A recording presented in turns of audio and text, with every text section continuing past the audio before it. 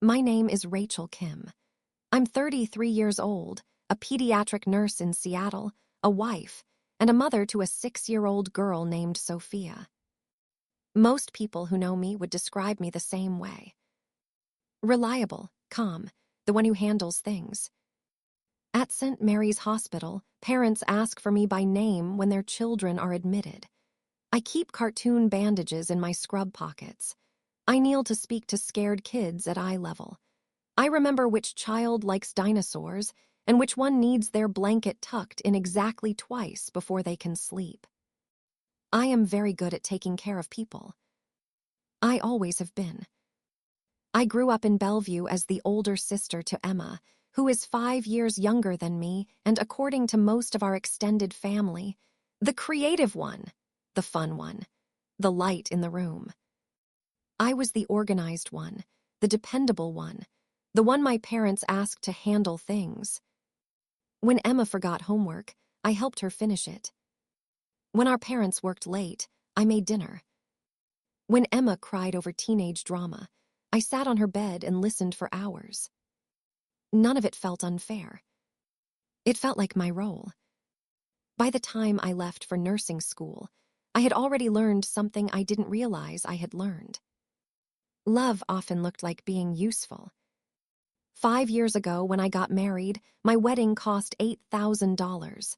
Community center reception, buffet catering, simple decorations I made myself. My parents gave me a $200 check and told me, smiling, "This is perfect, practical, very you." I never felt slighted. I felt proud that I hadn't been a burden. Emma cried when she saw the photos because she thought I deserved something bigger. I hugged her and told her I had exactly what I wanted. And I believed it. 2 years ago, Emma called me breathless with excitement. I'm engaged. I remember standing in my kitchen, grinning so hard my cheeks hurt while she talked for almost an hour about the proposal, the ring, and the wedding she had always dreamed of. A lakeside venue, garden florals, string lights, a photographer who specialized in cinematic love stories. Then her voice changed. "Mom and Dad said they can't afford anything like what I want," she said quietly. "They feel awful." I didn't hesitate. "How much do you need?" There was a long pause, then relief in her voice. "I knew you. Do you understand?" That night, I opened my laptop and started a spreadsheet. Venue quotes, catering options, photography packages, dress estimates. I told myself I was just helping with planning. But within weeks, I was the one paying deposits. I took out a personal loan. I picked up extra shifts at the hospital. I skipped vacations. I funneled bonuses into wedding payments. I paid for the venue, the catering, the photographer, the flowers, the dress, the honeymoon flights. I also paid for the bridal shower, the bachelorette party. And for 2 years, I sent Emma $500 every month for what she called wedding stress expenses. Total, $125,000. We never signed anything. It felt awkward to ask. This was my sister. This was family. And I had always been the responsible one. Emma called me constantly during that time. "You're the best sister ever. I don't know what I'd do without you. You're literally my hero." Those words meant more to me than I realized. Because being needed had always felt like being loved. My parents were thrilled. They posted Emma's engagement photos as their Facebook profile pictures for months. They called relatives to describe the wedding plans in detail. They threw an engagement party for 80 people. I coordinated vendors between patient charts at work. I answered wedding emails during lunch breaks. I updated spreadsheets after Sophia went to sleep at night. I never stopped to ask a very simple question. Not once. 3 weeks before the wedding, I was working a night shift at St. Mary's when my phone rang from an unfamiliar number. I stepped into the hallway to answer it and heard my daughter crying. The voice on the phone was shaking. Mommy. It took me half a second to recognize it, because Sophia never called me from numbers I didn't know. Baby, what's wrong? I fell, she said between sobs. My arm hurts really bad. The coach brought me to the hospital. They said you're my emergency contact. Everything inside me tightened at once. Which hospital? I asked, already walking quickly down the corridor. She told me. It was 15 minutes away. I checked the time, 1:42 a.m. Daniel was out of town for work. I was the only parent available. I'm coming, I said. Stay right there, I love you. I hung up and immediately called Emma. She answered on the third ring, slightly breathless. Hey, I was just thinking about you. The seamstress is. Emma, I cut in, trying to keep my voice steady. Sophia's at the ER. She broke her arm. I can't leave my shift for another 2 hours. Can you please go sit with her? She's scared and alone. There was a pause. Then she sighed. Ratch, I'm literally at my final dress fitting. This is the only time the seamstress had available. You know how hard this has been. Can't your neighbor go? I felt like I hadn't heard her correctly. She's 6, Emma, I said quietly. She's crying. I know, she replied, sounding irritated now. But this is really important. I've been so stressed with wedding stuff. I need this one thing for me. Before I could respond, she added casually, Oh, by the way, can you Venmo me $800? The calligrapher needs payment before she starts the place cards. For a moment, I couldn't speak. The hallway around me felt too bright. I ended the call without saying goodbye. My colleague Linda, the head nurse on duty, had watched the entire exchange from a distance. She was 52, sharp-eyed, and had worked in pediatrics longer than I'd been alive. She stepped closer. Your sister can't leave a dress fitting to sit with your injured child. I didn't answer. I didn't know how to explain something that, for the first time, sounded unreasonable even to me. Linda looked at the patient board, then back at me. I'll cover your rooms, she said firmly. Go. I hesitated. I can't just. You can, she said, and you are. I drove to the ER in silence, Emma's words replaying in my head. I need this one thing for me. At the hospital, Sophia was sitting on the bed with her small arm cradled awkwardly against her chest. Her eyes were red from crying. The moment she saw me, she broke down again. I held her carefully, apologizing over and over even though I had done nothing wrong. While the doctor set her arm and wrapped it in a bright blue cast, my phone buzzed repeatedly in my pocket. Wedding group chat notifications. Vendor messages. Emma asking if I'd sent the $800. I pulled out my phone to check the seating chart she had asked me to review earlier that day. I figured I could at least finish that while Sophia was being treated. I opened the document, and something strange caught my eye. At the top of the page, it read, Final guest count, 186. I scanned the list quickly. Family, friends, distant relatives, college roommates, co-workers of Emma's fiancé. I scrolled slower, then slower, then back to the top. My name wasn't there. I assumed I had missed it. I checked again, then a third time. Nothing. I searched the document for Rachel. No results. I felt a strange, hollow sensation in my chest. Maybe I was seated at a vendor table. Maybe this was a draft. Maybe. I opened the message thread above the document. Emma had written earlier that evening. Final count is 186. We're keeping it intimate with close friends and family who have really been part of our journey. I stared at the words for a long time. Close friends and family. My hands started to feel cold. I texted her. Where am I sitting? She didn't reply. Sophia was given pain medication and started to doze off beside me. I stroked her hair absently while staring at my phone. An hour passed before Emma responded. "Oh, I meant to talk to you about this. We're keeping it really intimate. Just close friends and family who have been part of our journey as a couple. You understand, right? We really need you behind the scenes anyway. Someone has to coordinate the vendors." A second message came through.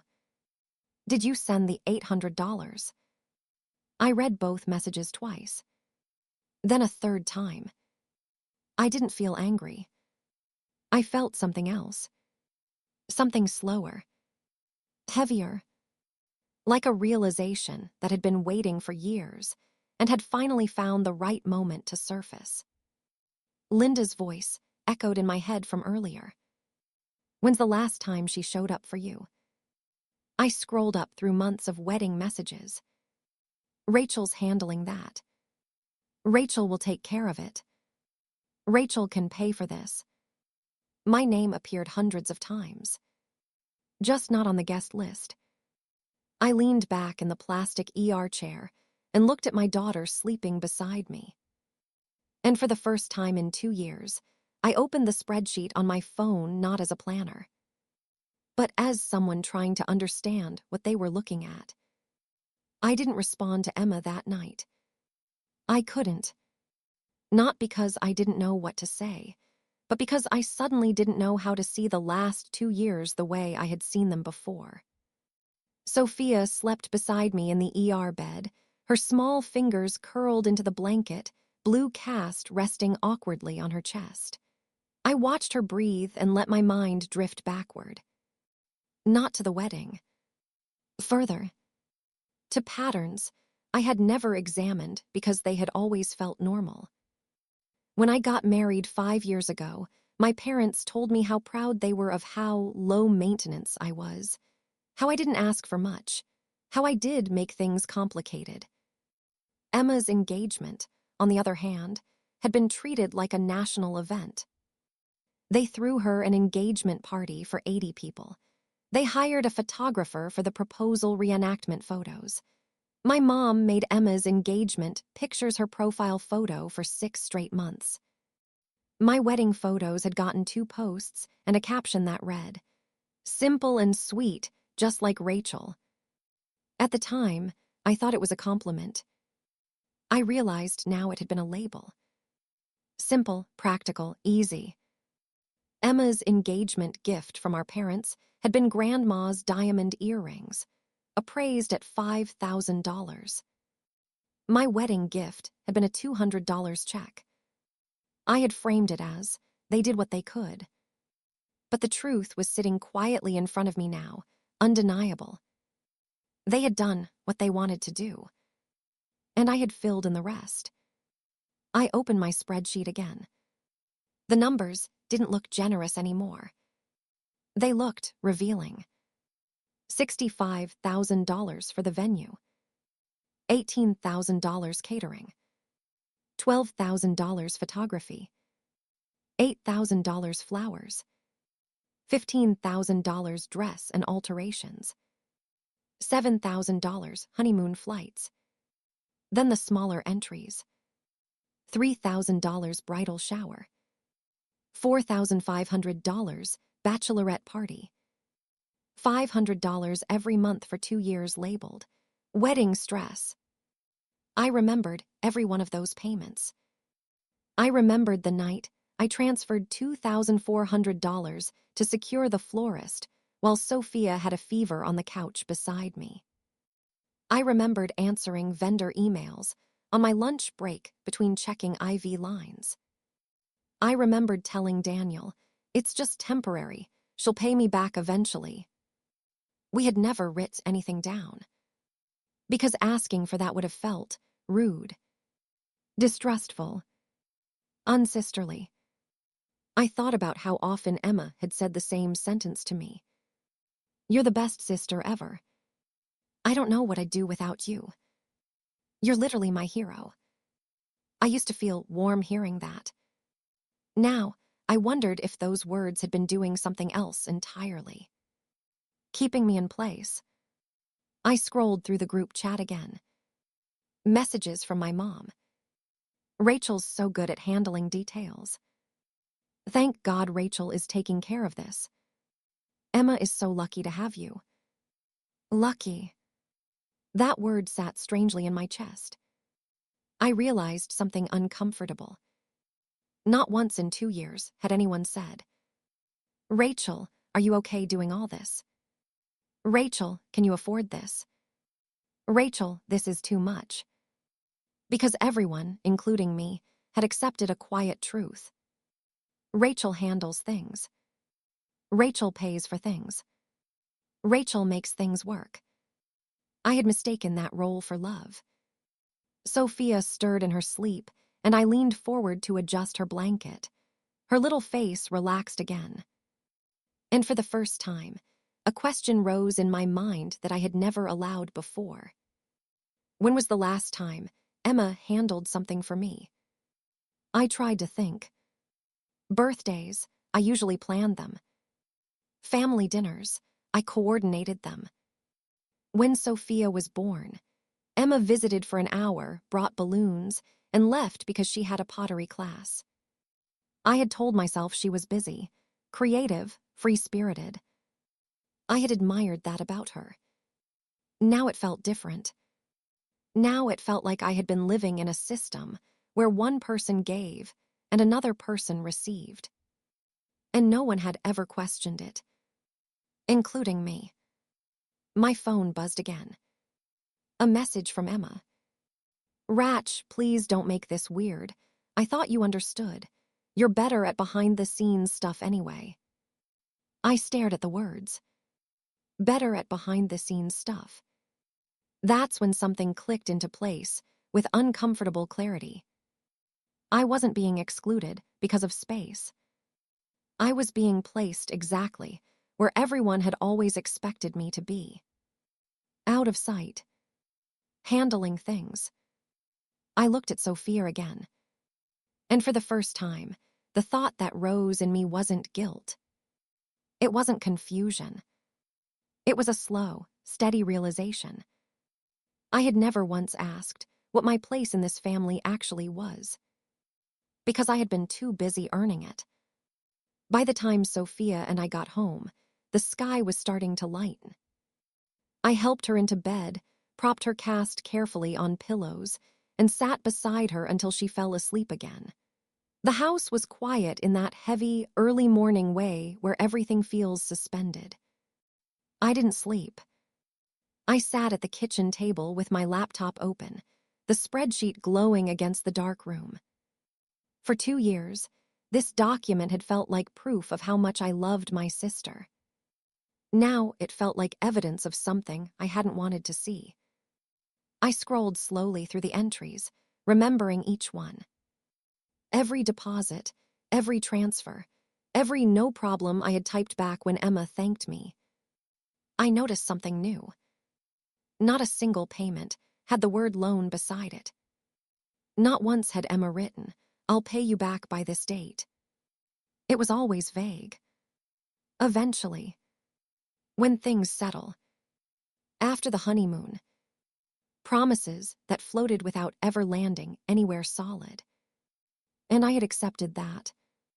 Because asking for clarity would have felt like accusing her of something. Around 7 a.m., my phone buzzed again. A message from my mom. Emma said you were upset about the seating chart. Sweetheart, don't make this into something. She's overwhelmed. I read it twice. I hadn't even spoken to my mom. The story had already traveled ahead of me. I typed back. Did Emma tell you I'm not invited? 3 dots appeared almost immediately. Then disappeared. Then reappeared. She said you offered to help with logistics instead, that you didn't want the attention. I stared at the message. My chest felt tight, but my mind felt unusually clear. I hadn't offered anything. I hadn't even known. I thought about Emma's text from the night before. Please don't make this weird. The weirdness, I realized, wasn't coming from me. It was coming from the gap between what was true and what everyone was being told.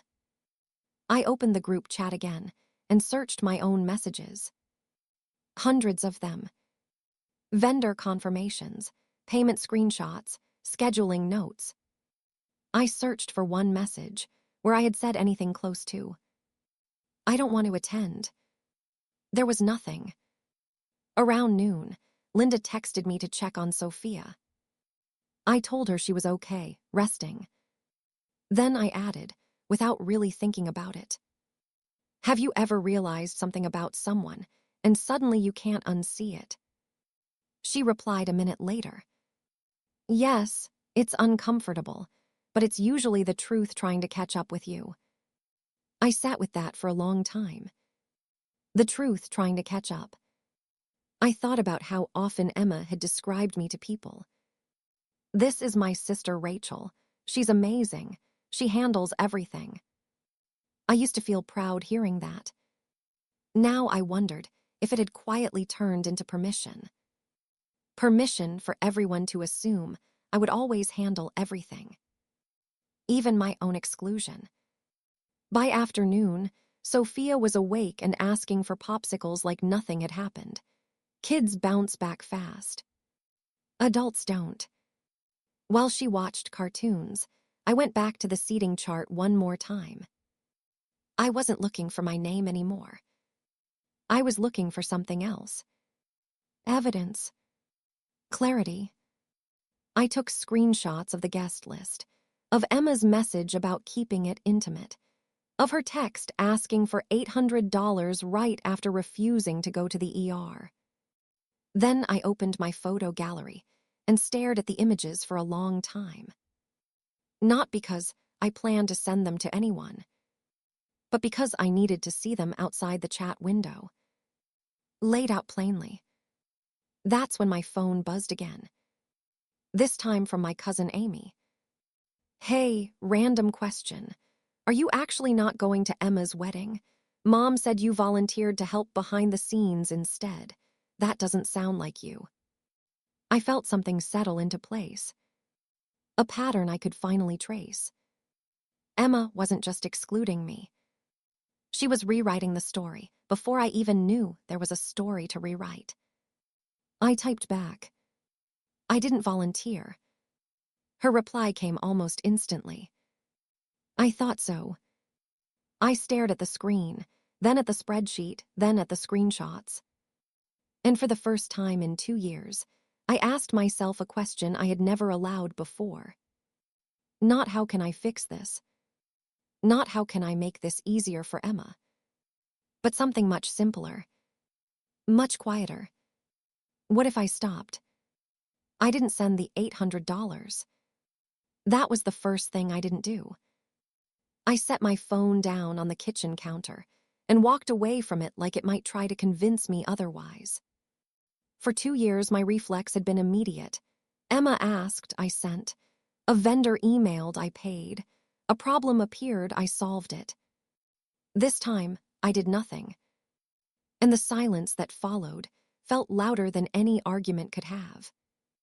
By evening, Emma called. I let it ring. She called again. Then texted. "Ratch, are you mad at me? Please don't do this right now. I have a million things happening." I stared at the message without opening it fully. I didn't want the red receipt to give her relief. A few minutes later, another text came through. "Did you send the $800? The calligrapher is waiting." That sentence did something strange to me. Not anger. Not even hurt. Just clarity. I picked up my phone and finally responded. "Where am I sitting?" She didn't reply for almost an hour. When she did, it was a paragraph. "I thought we already talked about this. We're keeping the wedding really intimate. Just close friends and family who have been part of our journey as a couple. You're so good at organizing things, and honestly, we really need you behind the scenes. I assumed you'd understand. Please don't make this awkward." I read it twice. Close friends and family. I typed back slowly. I paid for the venue, Emma. 3 dots appeared immediately. Then disappeared. Then nothing. A minute later, my phone rang. This time I answered. Her voice was tight, defensive before I even spoke. Rachel, I don't know why you're acting like this. Like what? I asked calmly. Like you didn't know. You said you were happy to help. I could hear music playing faintly in the background. Laughter. The seamstress, maybe, or bridesmaids. I was happy to help, I said. I just didn't know helping meant I wasn't invited. She exhaled loudly. It's not like that. You're being dramatic. That word landed with surprising weight. Dramatic. I thought about my daughter crying in the ER, about the $800 request, about the seating chart. I'm asking a simple question, I said. Where am I sitting? Silence. Then she said something that I don't think she had planned to say out loud. You're not Rachel. The words didn't hit me like a slap. They settled like confirmation. You're better at this stuff anyway, she continued quickly. You hate attention. This makes more sense. You're helping make the day perfect without all the pressure. I closed my eyes. For years, I had described myself as low maintenance. Practical. Easy. I hadn't realized those words had been quietly repurposed into justification. Justification for less. Did you tell Mom and Dad I offered to do this? I asked. She didn't answer right away. That's how they understood it, she said carefully. That was all I needed. You told them I volunteered, I said. I told them you didn't mind. I nodded, even though she couldn't see me. Emma, I said gently, you didn't forget to invite me. She didn't respond. You decided not to. Her breathing changed on the other end of the line. Why are you doing this to me 3 weeks before my wedding? She snapped. I'm under so much stress. There it was. The shift. I had somehow become the problem. I'm not doing anything, I said. I'm just noticing. She hung up. I stood in the kitchen for a long time after the call ended. The house was quiet. Sophia was asleep on the couch, her cast resting on a pillow. I looked at her, then back at my phone. Then I opened the group chat again. Scrolled slowly. And for the first time, I noticed something I had missed before. I was mentioned constantly, but always in the third person. Rachel will handle that. Rachel already paid. Rachel's good at logistics. I wasn't part of the celebration. I was part of the infrastructure. I went to my messages with Amy and typed, "Can I ask you something weird?" She replied immediately. Always. If someone pays for a wedding but isn't invited, what does that mean? Her response came back after a pause. It means they don't see you as a guest. They see you as a resource. Amy called me instead of texting back. Her voice was calm, measured, the way it always was when she was thinking like a lawyer instead of a cousin. Start from the beginning, she said. So I did. I told her about the ER, the dress fitting, the $800, the seating chart, the phone call. She didn't interrupt once. When I finished, there was a long pause on the line. Then she asked, "Do you have everything documented?" I looked at the kitchen counter, where my phone still sat beside the laptop. Yes. Good, she said. Don't send anything yet, just keep it. Keep it for what? I asked. She hesitated. For when you decide you're done being quiet. That sentence stayed with me long after we hung up. Done being quiet. I didn't feel loud. I didn't feel angry. I felt like I was seeing something clearly for the first time and didn't know what to do with the clarity. An hour later, my phone buzzed again. A message from my cousin Mia. Hey, this might be awkward, but I think you should see this. Below it was a screenshot. A text thread between Emma and my mom. I recognized Emma's tone immediately. Rachel's being weird about not being invited. I think she's jealous I'm getting married again. She offered to help behind the scenes, but now she's acting sensitive about it. I read it twice. Then a third time. Jealous. Weird. Offered. The story had already been rewritten so neatly that if I hadn't known the truth, I might have believed it myself. I felt my face grow warm, not from embarrassment but from something deeper. This wasn't a misunderstanding. This was intentional. Emma hadn't forgotten to invite me. She had created a version of events where my absence made sense, where I had chosen it, where I was the difficult one. I zoomed in on the screenshot, reading every word carefully. There was something strangely grounding about seeing it outside of my own phone. Objective, undeniable. I forwarded it to Amy. She replied almost immediately. There it is. I stared at those 3 words. There it is. Not anger, not outrage. Recognition.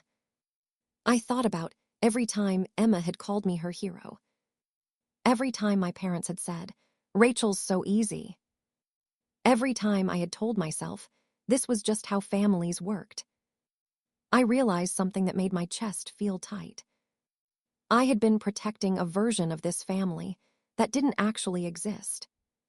Protecting it with money, with effort, with silence. And now the truth was sitting in my hands in the form of a screenshot. Sophia walked into the kitchen rubbing her eyes, her cast bumping gently into the doorway. Mommy, can I have cereal? I blinked and smiled at her. Of course. As I poured the cereal into her bowl, I felt something settle inside me. A decision forming, not out of emotion, but out of clarity. I wasn't going to argue with Emma. I wasn't going to defend myself to my parents. I wasn't going to explain. Because explaining would mean accepting the version of events they were trying to create. Instead, I was going to do something I had never done before. I was going to step outside the story entirely. I picked up my phone and scrolled to the contact information for the wedding venue. The number was saved from months of vendor coordination. I pressed call. A cheerful voice answered. Lakeside Gardens, this is James. Hi, James, I said calmly. This is Rachel Kim. I'm the financial guarantor for Emma and David's wedding in 3 weeks. I'd like to schedule a meeting to go over the final arrangements. He sounded relieved.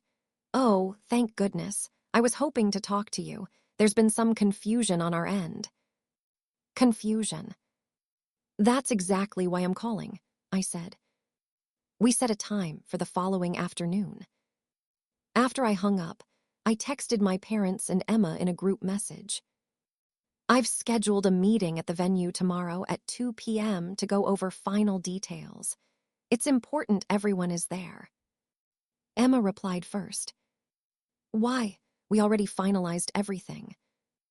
I didn't answer her question. I just wrote, please be there. Then I texted Amy. Can you come with me tomorrow? Her reply came instantly. Absolutely. Lakeside Gardens looked exactly the way it had in the brochure Emma fell in love with 2 years ago. Wide lawns stretching toward the water, white wooden arch near the shoreline, strings of lights already installed between the trees. It was beautiful in a way that felt almost staged, like a place designed for perfect photographs. I had seen it dozens of times during planning visits. This was the first time I arrived without a folder of vendor notes in my hand. Amy walked beside me, calm and observant. She carried her laptop under one arm, dressed like she was heading into a consultation, not a family conversation. Inside, James, the venue coordinator, greeted us with visible relief. "Rachel," he said warmly, shaking my hand, "I'm glad you called this meeting." That sentence confirmed something for me before anyone else arrived. There had already been questions. My parents and Emma walked in 10 minutes later. Emma looked mildly annoyed, like this was an inconvenience wedged into an already busy schedule. My mom wore a polite smile. My dad looked confused. Emma kissed my cheek quickly. "What is this about? I have a florist call in an hour." I didn't answer. We all sat at a long conference table, near the back windows, overlooking the lake. James remained standing at the head of the table, hands resting lightly on a folder. "I wanted everyone here," he began, professional but firm, "because there's been some confusion regarding the final arrangements." Emma crossed her arms. "What confusion?" James glanced at me, then back at the group. "Rachel, you've been my primary contact for 18 months. Every payment, every contract, every change has gone through you. Your credit card is the financial guarantee for this entire event." He paused. "But when we finalized the guest seating chart, your name wasn't on it." The room went very still. Emma shifted in her seat. "It's complicated," Rachel offered. James gently interrupted. "I have 847 emails from you in my system. In how many of them did Rachel offer not to attend?" Silence. My mom looked from Emma to me, clearly trying to understand what was happening. Emma's face flushed. "That's not what this is about." James didn't raise his voice. He didn't need to. "I just need clarity," he said, "because it's highly unusual for the financial guarantor of an event this size not to be a guest. That raises concerns on our end." Concerns. Amy quietly opened her laptop. "I think we can help with the clarity," she said. She turned the screen toward the table and clicked open my spreadsheet. Columns of dates, vendor names, payment amounts, totals. The room filled with the soft tapping of keys as she enlarged the final figure. $125,000. My dad leaned forward. "What is that?" Amy's voice was calm. "This is what Rachel has personally paid for this wedding." Emma tried to laugh lightly. "That's not accurate. She wanted to help." Amy clicked to the next screen. A series of payment confirmations, bank transfers, receipts. Then she opened the screenshots. The ER message, the $800 request, the seating chart, the intimate wedding text. Finally, the screenshot Emma sent to my mom calling me jealous and weird. No one spoke. James's expression had changed. No longer friendly confusion. Now it was something closer to professional concern. Emma's fiancé, David, who had arrived quietly and taken a seat near the wall, looked like he had just realized he had walked into something much bigger than he understood. My mom's eyes moved slowly from the laptop screen to Emma. "Emma," she said softly. Amy read the message out loud. "We're keeping it intimate. Just close friends and family who have really been part of our journey as a couple." Then she looked directly at Emma. "Who paid for that journey?" Emma's mouth opened, then closed. She looked at me like she expected me to step in, to smooth it over, to explain. I didn't. For the first time in my life, I let the silence do the work. The silence in the room stretched long enough to become uncomfortable. Emma finally spoke, her voice tight. "This is being blown out of proportion. Rachel said she wanted to help. She likes doing this stuff." Amy didn't look at her. She kept her eyes on the screen. "Wanting to help," she said evenly, "and being excluded from the result are two very different things." James nodded slightly, almost to himself. My dad rubbed his forehead like he was trying to process numbers that didn't make sense. My mom's eyes had filled with tears, but she wasn't crying. She just looked, stunned. David spoke for the first time. "You told me Rachel was excited to handle the logistics," he said to Emma quietly. "You never said she wasn't invited." Emma's head snapped toward him, because it wasn't like that. Amy clicked to the screenshot from Mir again, the message where Emma called me jealous and weird. She rotated the laptop slightly so everyone could see it clearly. "This was sent before Rachel ever asked a single question," Amy said. Emma's composure started to crack. "She's twisting this," she said, gesturing toward me. "Rachel always does this. She makes herself the victim." That sentence would have worked on me a week ago. It didn't now. Because for the first time, the facts were sitting outside of emotions, outside of family history, outside of personality. They were just there. James cleared his throat gently. "From a venue perspective," he said carefully, "this situation is concerning. The person financially responsible for this event appears to have been misrepresented in the planning process." He wasn't taking sides. He was stating reality. And reality was not on Emma's side. Amy closed the laptop slowly. "That's all," she said. No dramatic finish, no raised voices. Just evidence laid out neatly on a table. I finally spoke. Not loudly, not emotionally. "I'm removing my credit card authorization from this event." Everyone looked at me. Emma blinked. "What?" "I won't be financially responsible for a wedding I'm not welcome to attend," I said calmly. "And I won't coordinate vendors for an event I'm excluded from." My mom gasped softly. "Rachel, don't do this. It's so close to the date." I turned to her gently. "I didn't do this, Mom." Emma's voice rose. "You can't just pull out now. Do you know what that will do?" I held her gaze. "Yes," I said. James spoke carefully. "If the guarantor is withdrawing, we'll need immediate payment confirmation from the couple for all remaining balances. Several vendors will require prepayment now." Emma looked at David, panic finally breaking through her anger. He looked back at her, confusion and realization mixing on his face. "You told me everything was handled," he said. I stood up. "I hope you have the wedding you planned," I said quietly. "I truly do." Emma stared at me like she didn't recognize me. Because I wasn't doing what I always did. I wasn't fixing it. I wasn't absorbing it.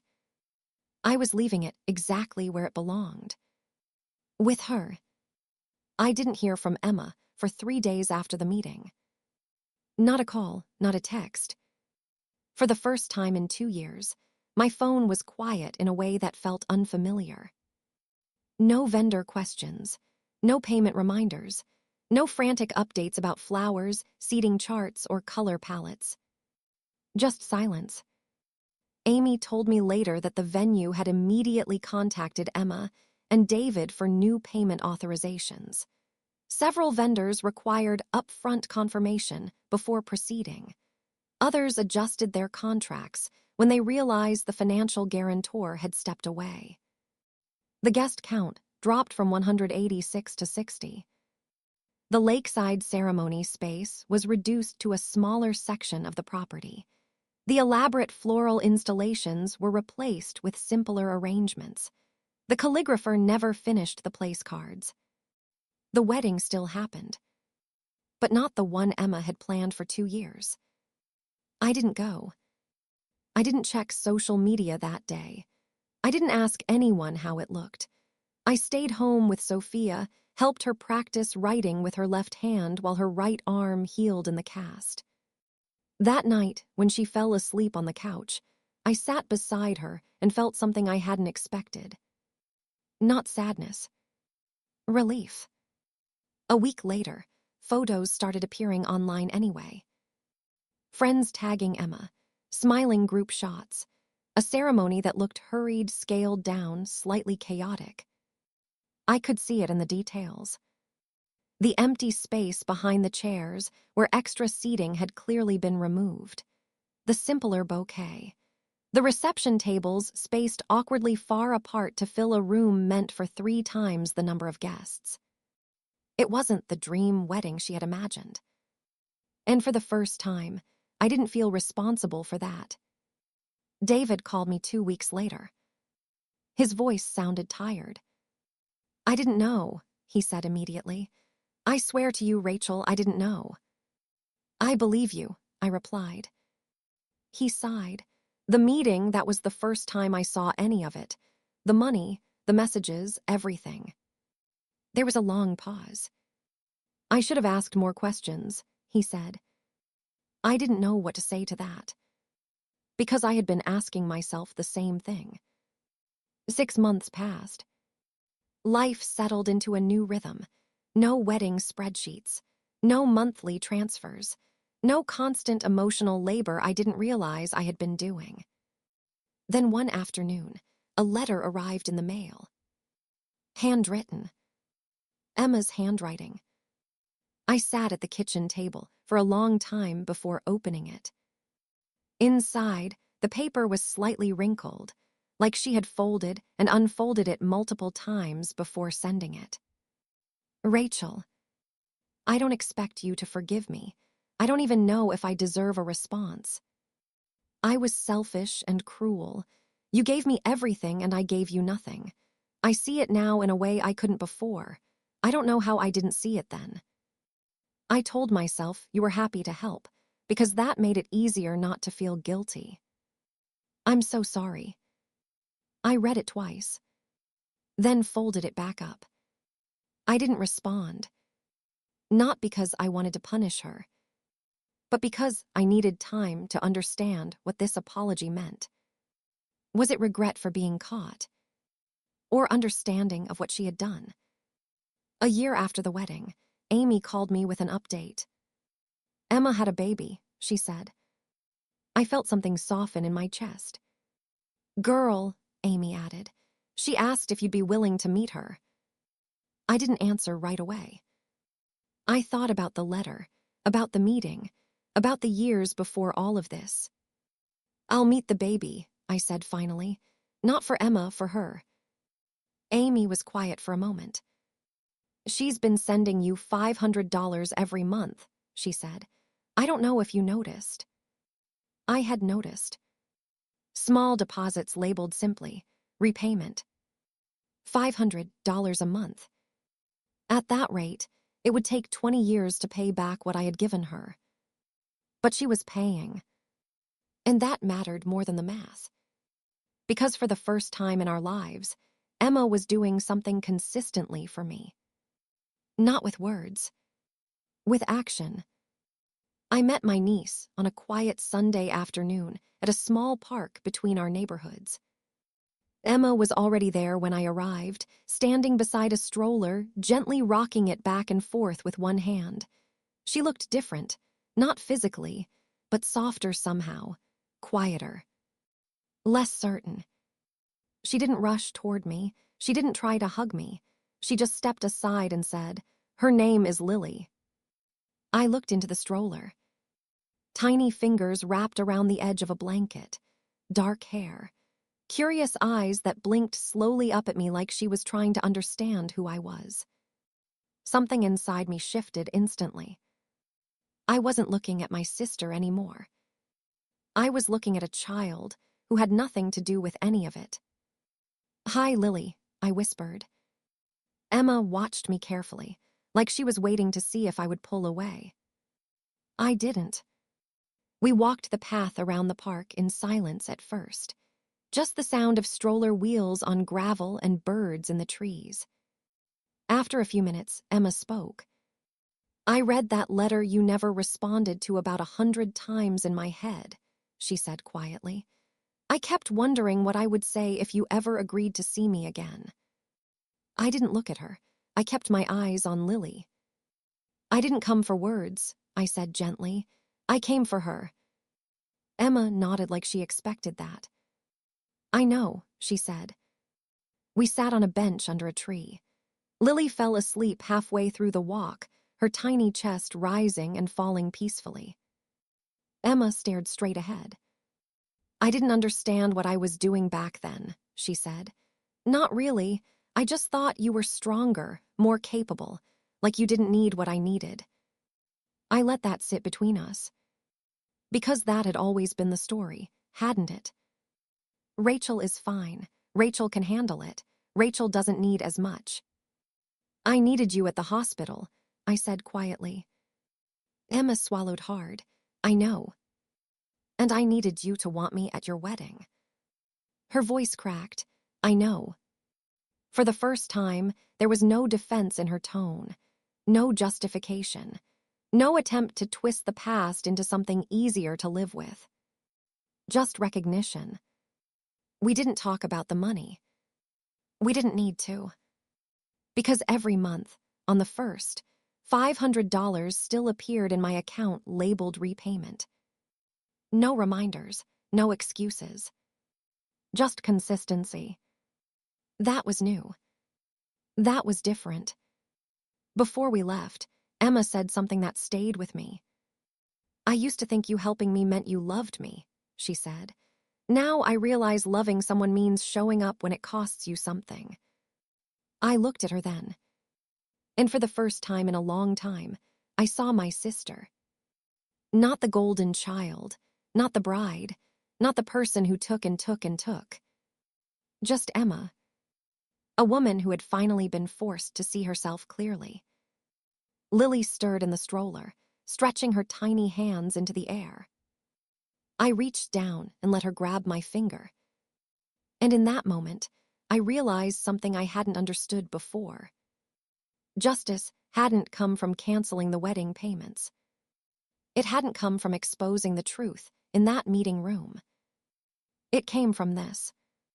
From Emma having to become the kind of person who could look me in the eye and say, "I was wrong," without trying to make it smaller. We said goodbye without hugging. Not because we were angry, but because we were still learning what we were to each other now.